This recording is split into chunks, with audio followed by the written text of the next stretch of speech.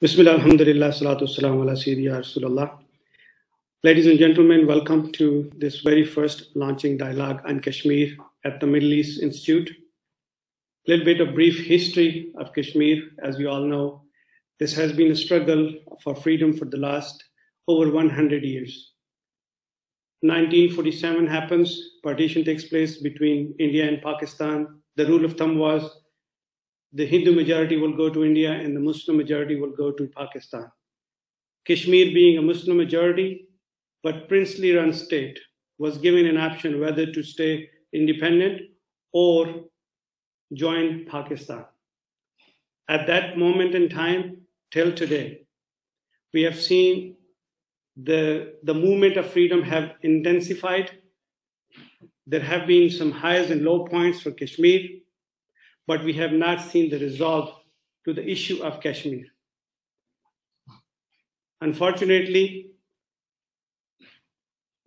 2 years ago, India revoked its Article 370 and 35A by revoking the autonomous status, the semi-autonomous status that Kashmir has that was given under the Constitution of India was taken away.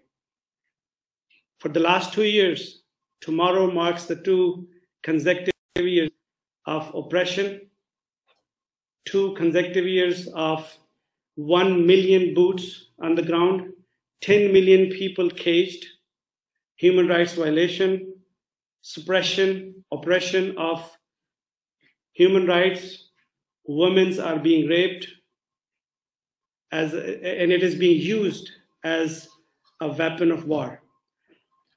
So Kashmiri diaspora around the world is raising their voices. They're trying to apprise the world what's going on. But the voices of indigenous people is not being heard. So that's why we have launched this dialogue today at the Middle East Institute, while we are launching our TV channel for the people of Kashmir so that we can become the voice for the voiceless people of the region. So we are very grateful to the head of Middle East Institution right here in Washington, Dr. Marvin Weinbaum, who has allowed us to use his platform to bring the voices to the world of people who are voiceless.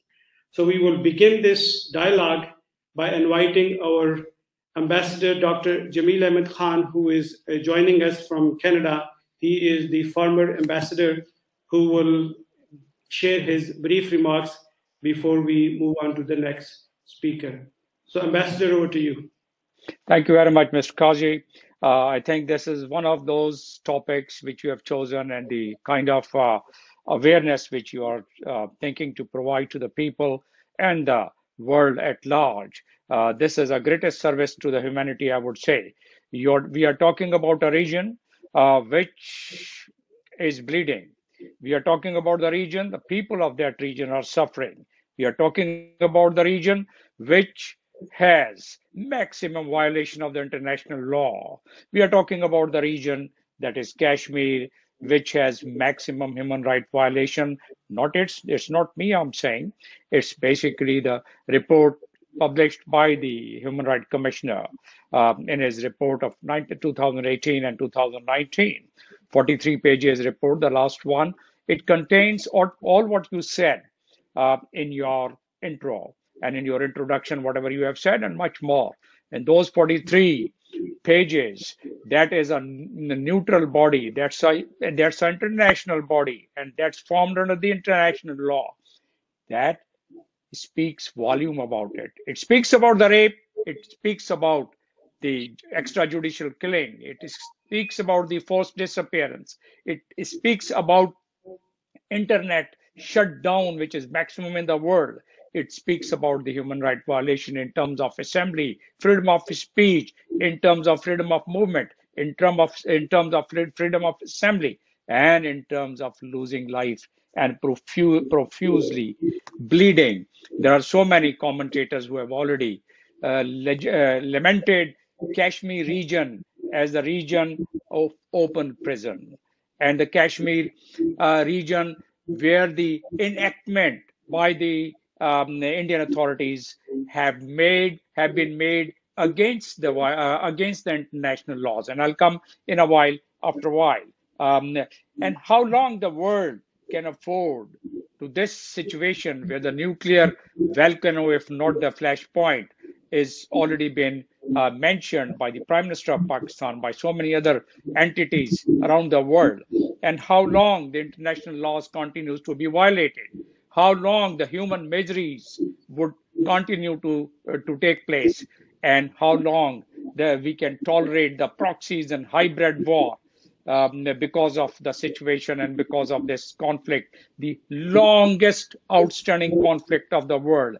How long can we pollute the international politics? How long can we infect the international organization like FATF, like IMF, and like Human Rights, like the Security Council, and so many other international platforms? The lobbying, the kind of pressure groups, the kind of extra efforts which is being made from both sides, and how long we'll see people in both countries, India and Pakistan, suffering and going below the poverty line. How long are we going to wait for the financial unsustainability of these countries? And then again, it goes down to the miseries of the people around. And how long can Pakistan be dragged into the containment of China and face the music? So all these indicators I've given it purposely. And so long as we do not, the world as a whole, do not really assert themselves through the multilateral diplomacy and, if not pressure, to implement the international law, the human right, the Security Council resolution, and the Security Council resolution 47 is very clear, and that is the only solution. If not, then the world community can join their heads and hand together and find some other solution. You were talking in your interview about about the violation in of human rights in the region, the Kashmir region. Well, the Article 49 of the Geneva Convention is so clear about it, and that is where the disputed territory cannot be altered. And this introduction of or change in the constitution unilaterally by Indian authority without having any regard to the assembly. Assembly was already dissolved. The Kashmir Assembly, Jammu and Kashmir Assembly. So these are those violations which the world can ill afford to really tolerate, and we have tolerated it for a very long duration of time. I think we do not have much cushion to tolerate, and we have to find some. If nothing else, we should just keep in our mind or have it in front of us the two commission reports.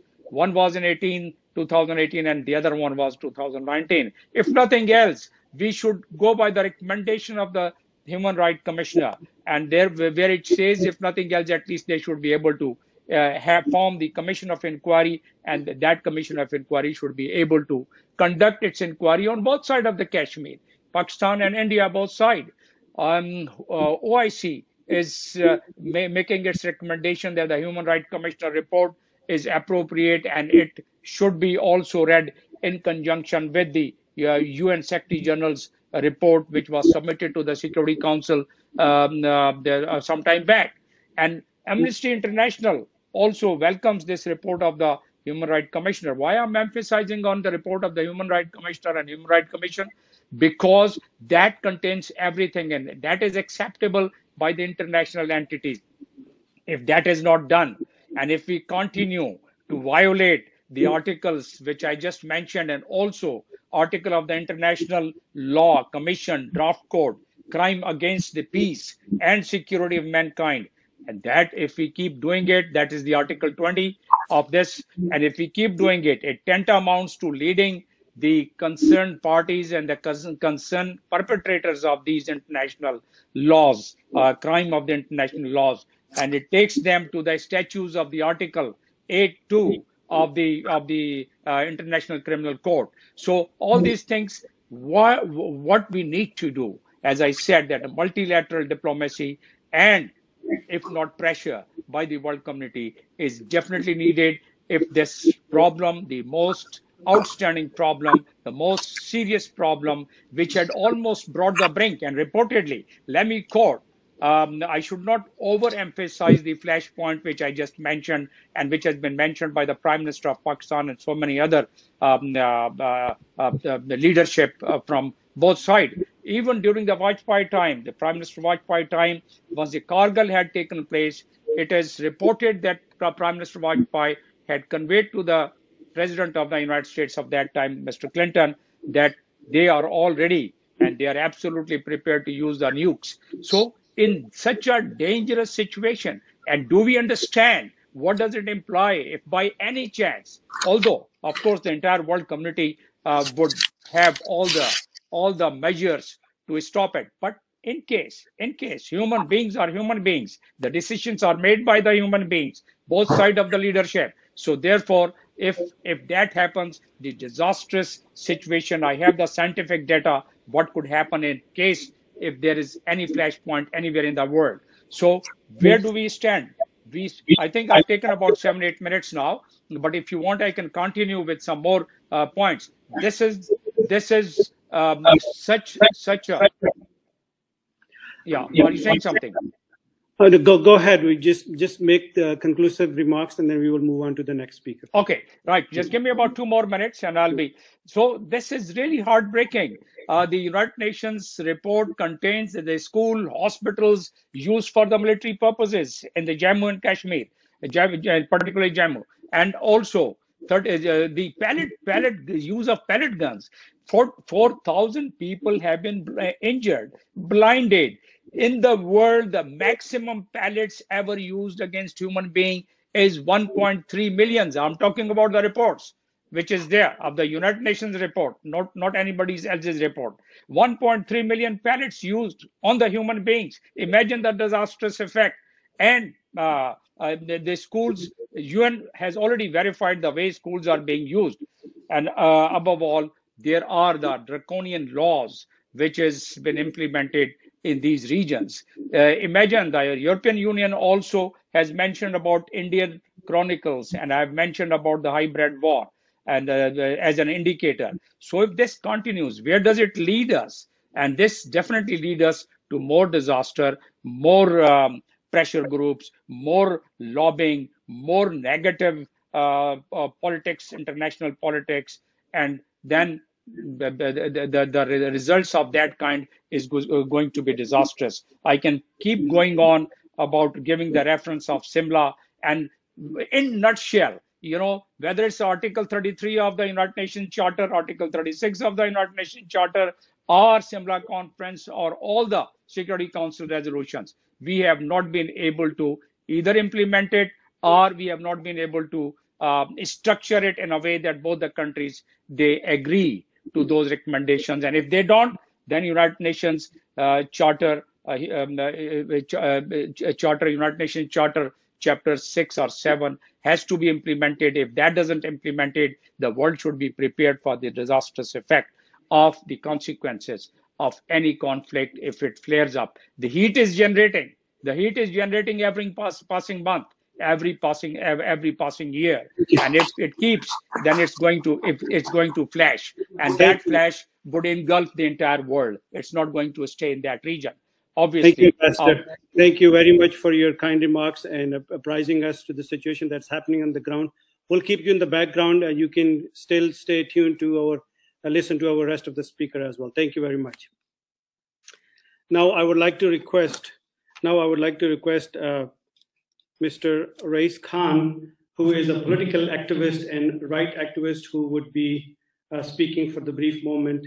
I would request all the speakers to cognizant of the time that we are in. So over to Mr. Rais Khan. Thank you, ladies and gentlemen. I appreciate your time here. Today we are here for Kashmir. And when we say about Kashmir, I mean, it's really heartbreaking, because since my childhood, I hear the word Kashmir, Kashmir, Kashmir.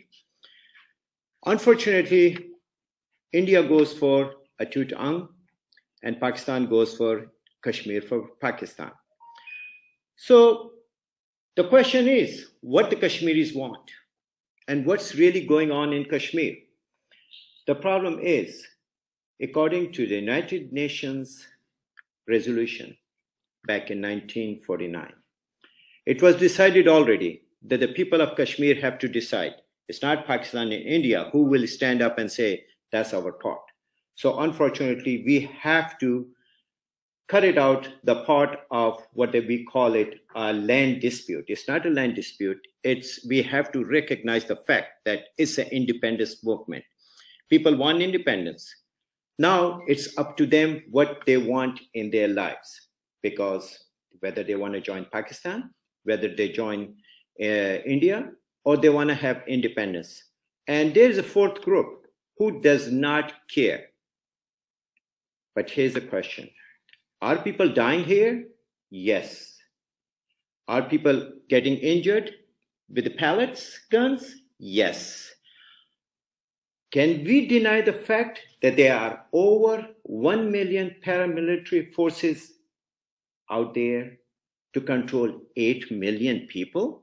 Means that one person, one military personnel for every 8 people. I mean, come on.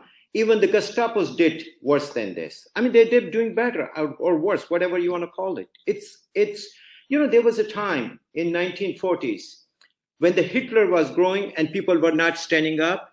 And at that time, there are a lot of people asked, why? Because we are ashamed what happened. The genocide happened in Holocaust. Unfortunately, the history will remember us that we are not doing our part to bring peace to the area. Now, the question that we are asking, what we can do. I think that people of diaspora in the United States can do a lot for the people of Kashmir. We can reach out to our congressmen. We can reach out to our senators. There are so many ways. I have spoken with some people who've been in Jammu area, and it was hard for them to get out. And unfortunately, the horrific situation that they have showed us in the last 2 years, it's horrifying. Women are getting raped. They're picking up the young children. Anything above 10 years old, they're picking up and taking them to unknown locations. Parents are looking for their children. The fact is that we are not recognizing Kashmir is not a valley where the poor people live in those cubicles. It's a valley which is people live in prosperity because they have a lot of visitors. Now, for the last over 2 years, there are no visitors in the area. There's nothing going on in that area. So poverty is on the rise. That's number one issue. Number two issue is the Indian government has reduced the age of retirement for a lot of people. For the government employees. It was 60 to 50, now it's 48. Means that the person has to fight to earn next meal. It's going to increase the poverty. Poverty brings what? Horrible situation. And we are forgetting a fact. If you look at the map of Kashmir, what it's adjoining to? China, India, and Afghanistan. Who's on the rise? We couldn't control Afghanistan. So who's on the rise and on the move? Taliban's. And once you leave Taliban's, it happened in the past. They will send mujahideen to train. And they are hardcore people. It's going to just increase the violence. It's going to increase the situation in the Kashmir. Please, to the world, my request is please do not consider a problem between Pakistan and India. Because if the situation remains the same, it's going to take over the world at large. We are still regretting what happened in the Hitler era. We do not want Hindutva hurting us at large. Thank you, ladies and gentlemen.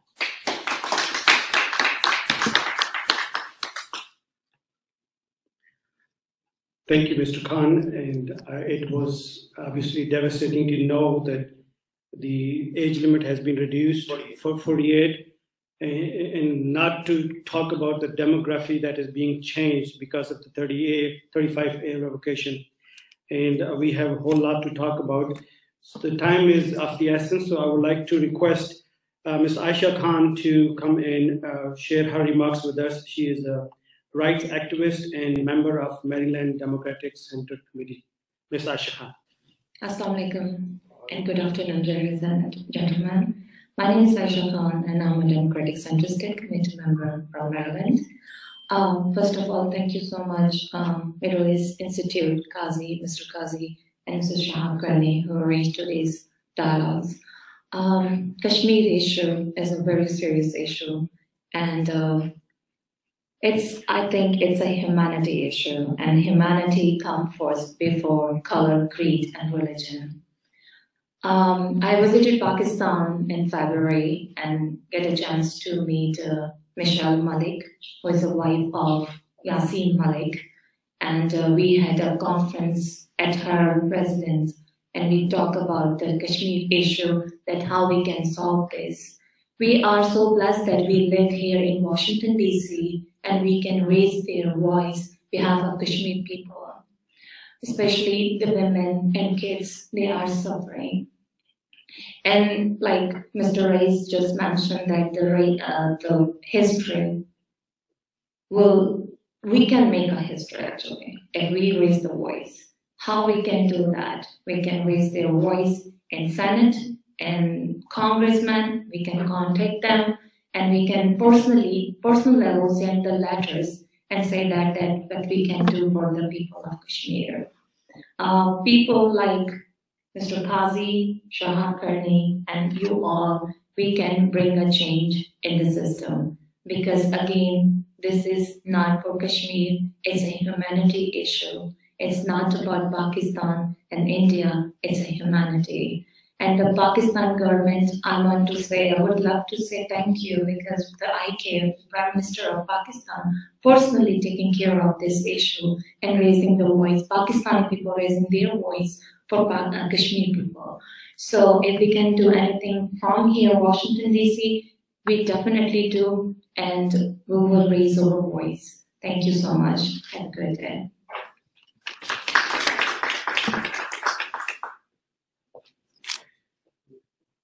Thank you, Ms. Aisha Khan.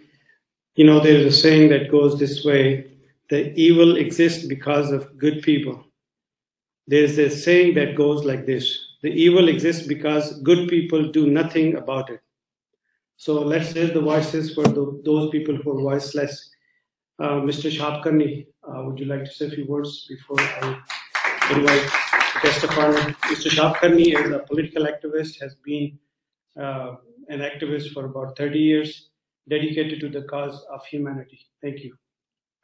Thank you, Mr. Qazi. And I definitely wanted to thank Dr. Marvin Weinbaum and his team for allowing us to host this event at Middle East Institute. I think he deserves a round of applause, please.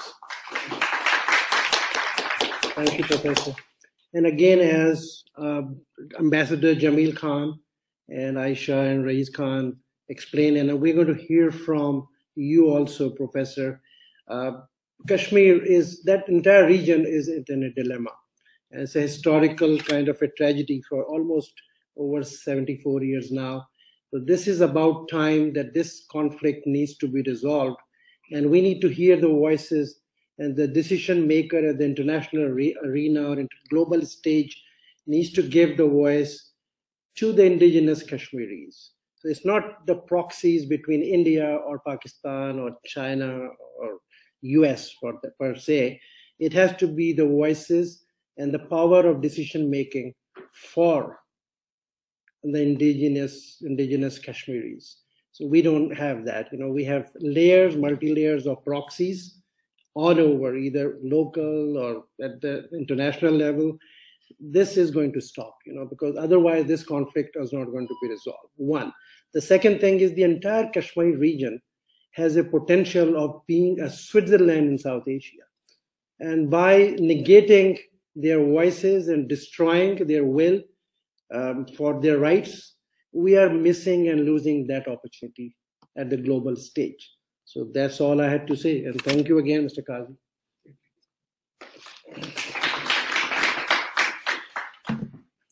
Thank you very much. Now, before I invite the Honorable Professor Marvin, I would like to say this. When I reached out to him, he was very gracious and kind enough to accept the request and accepted the invitation to join this dialogue. He is an expert on the region who handles the Afghanistan and Pakistan in that South Asia regions. Our collective concern is the letting the Taliban cut loose will have an implication in the neighboring countries, particularly in Kashmir. So he will be obviously educating us on the issue. He's a director for Afghanistan and Pakistan studies here at the Middle East Institute. Please give him a warm round of applause and welcome him. He will share his remarks and then we'll have a Q&A. Professor, thank you very much. It's a great opportunity to be able to speak, not just people who are gathered here today, but also to those out there who are experiencing what I think is generally recognized as one of the longest running injustices that we have witnessed internationally. I'm speaking now as an outsider. And so I want to say just a few words which may be a little different. But as an outsider who has lived through this period very much of the history of this conflict, what saddens me is that we are by and large saying those things which have to be said for all these years. And I say it's saddening because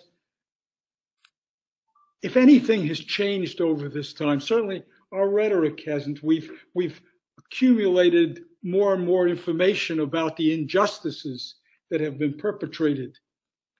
And I think that we've done as good a job as we might have, although let me say that this new channel will be very valuable to bring to the attention of the international community what is going on. Regrettably, the response has not been a good one. Even those countries that might have been expected to stand up as Muslim countries for the people of Kashmir have not delivered. In fact, they've established ever stronger relations with India, which, while they have not encouraged India on its Kashmir policy, has certainly not discouraged them. So I'm very conscious of the fact now that, again, as an outsider, how can this change? Is there another strategy here? Because this is not about Pakistan and India. This is about Kashmiris and their well-being. And we often lose sight of that because, unfortunately, both India and Pakistan have sometimes made it an issue between them. And in the process, the Kashmiris got left out. All of these discussions that have been going on between India and Pakistan, and there have been some peace plans out there that have been created, and they're some very equitable ones. But they've not led to anything, unfortunately, mostly because there were spoilers on both sides. For whatever reason, did not necessarily want to see this happen, and in fact did not want to see an independent Kashmir, to give Kashmiri people at least the choice. So I throw really out to you, do we have any new strategies? Because yes, even armed conflict has backfired. It's backfired not because brave people haven't been willing to stand up, and great losses here, but it's backfired because it's created, unfortunately, in the international community, an equating of freedom fighting for terrorism. And this has been the strongest thing which has weighed here on the inability here to make greater progress. What has really changed in this time is 370, the revocation of 370. It's made things, we all know that, it's made things so much more difficult. And the accession to power of Modi's party, BJP, has been part of this. So I'm wondering here whether,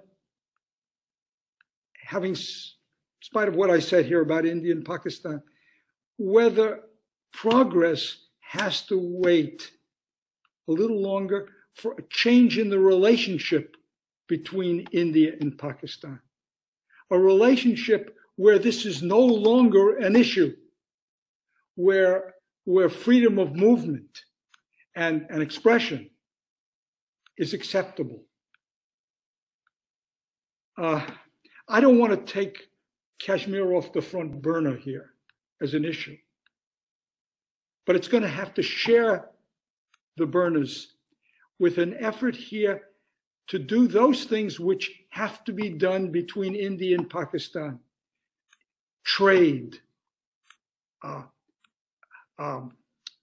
yes, free movement of people, cultural exchange, but also new issues which have arisen, which have an impact on everyone, especially perhaps the Kashmiris. Climate change, terrorism in general, global terrorism. So again, I don't have the answers, but we need now to think of new approaches which can not see Kashmir as the key necessarily to everything falling into place. It hasn't happened.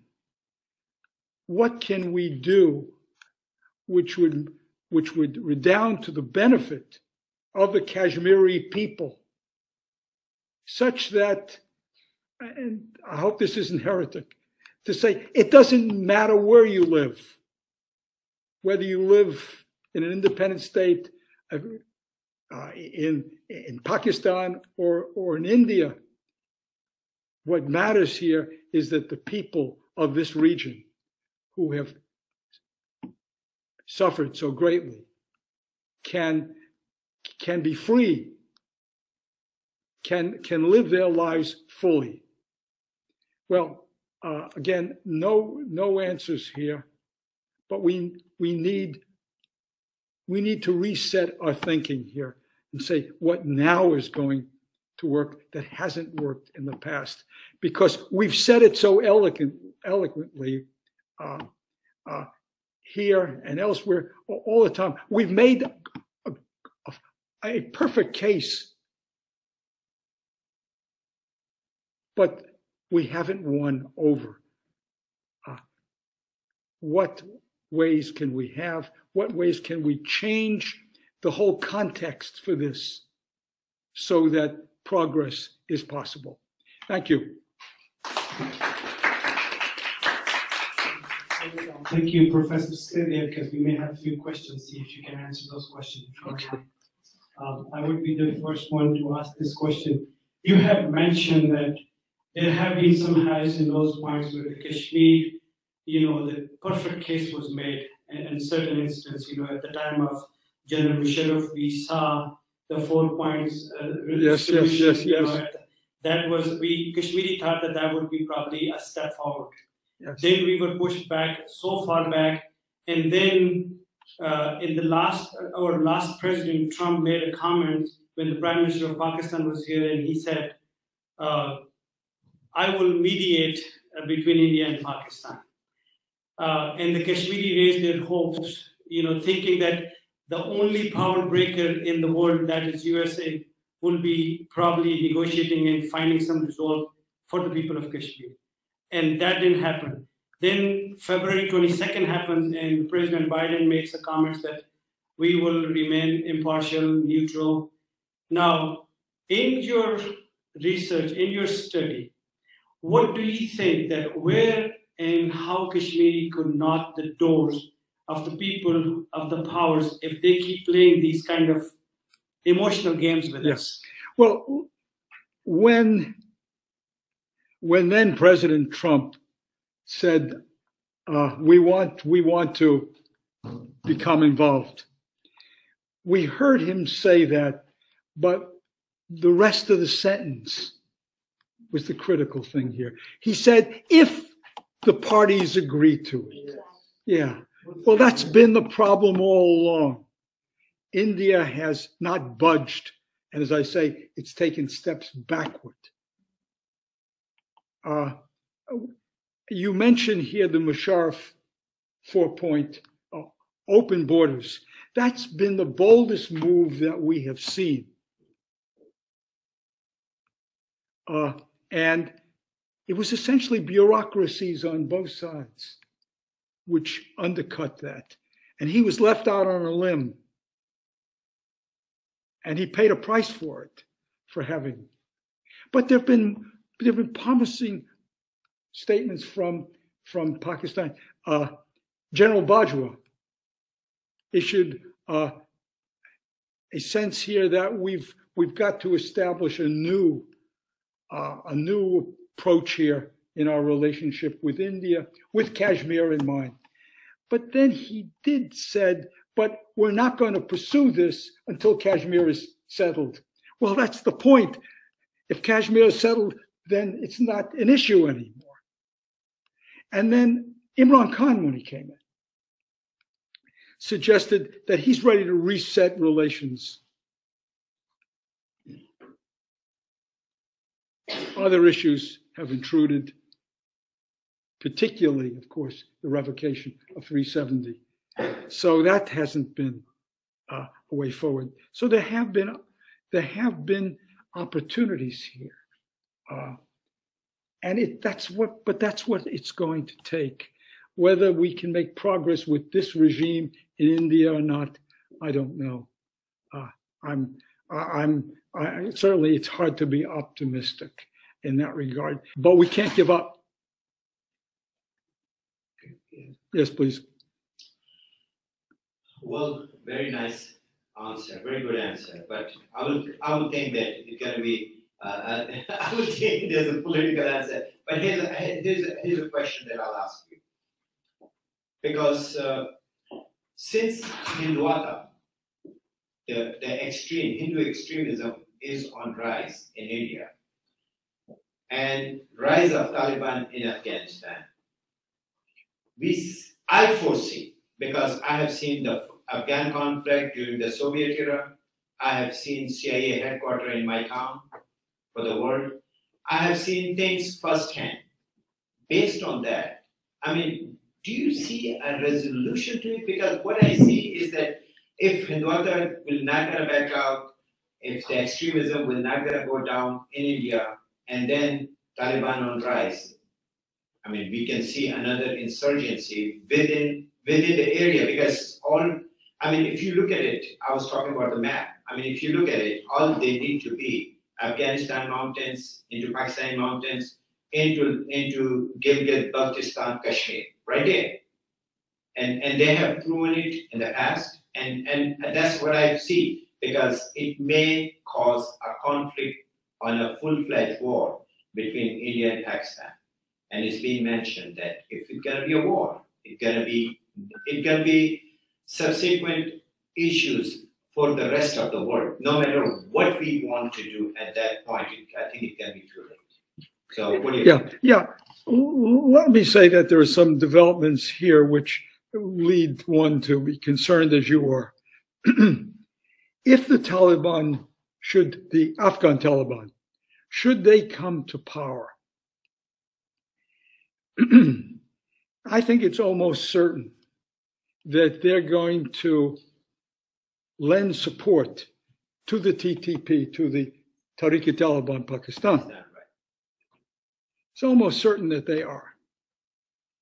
And if this succeeds here in something which is already there, in Talibanizing Pakistan, we have to remember that jihadi groups who have supported Kashmir, for most of them, it's less about Kashmir than it is about India. Kashmir is just a means there. If you listen to the rhetoric closely, is a way to free. Now, this is the great nightmare of the Indians. It's the one thing that really scares the Indians, that the Muslim population of India will become a fifth column. This is very concerning. And I don't think enough people recognize here, because the danger of Pakistan becoming destabilized now by what happens in Afghanistan is very, very probable. And that will increase tension between India and Pakistan, and that certainly doesn't help Kashmir. So Kashmir, once again, may simply get caught in the middle of larger forces that are at work. Professor, I have a question. That don't you think that this outstanding conflict between India and Pakistan has something to do with the war economy, and both of the military establishment, India and Pakistan, are using Kashmir as a cash cow? Well, look, the accusations have been made, certainly in Pakistan, that the military loses its raison d'etre if there is not an issue with India. Well, I think I'd see that as too simplistic, really. I think that that there has in the military, from what I can see, there has developed here a sense here that Pakistan has changed. The Pakistan of the 90s, when you could welcome perhaps a Taliban success in Afghanistan because of the fact that it perhaps would take care of the India problem. And we have to remember this, that that the Afghans have gravitated towards India only because, really, they have always, since 1947, they've looked for a counterweight. They've a counterweight to Pakistan, to the extent that Pakistani-Afghan relations improve, the Afghans don't need the Indians. The idea that somehow, if there was a friendly regime in Kabul, it could alleviate this problem. Fears of India is very real. I guess what I'm getting at here is that there has got to be here willingness to see this in a larger frame. That the Kashmir issue, as important as it is, cannot stand on its own. It is wrapped up with what is going on in the emerging circumstances in South Asia. And that kind of understanding, I think, is going to be necessary here to, as I said before, to think in terms of finding new terms, finding new approaches here, again, with the thought in mind, what is in the best interest of Kashmiris. Thank you. Thank you so very much, Professor. Really appreciate your time and absolutely great. Pleasure. Thank you. Thank you. That's all we have for today. I want to thank all the audience, panelists, and the members, speakers who have shared their valuable views and remarks with us on this Kashmir. I hope this would not be the last dialogue that we would have. We will continue doing this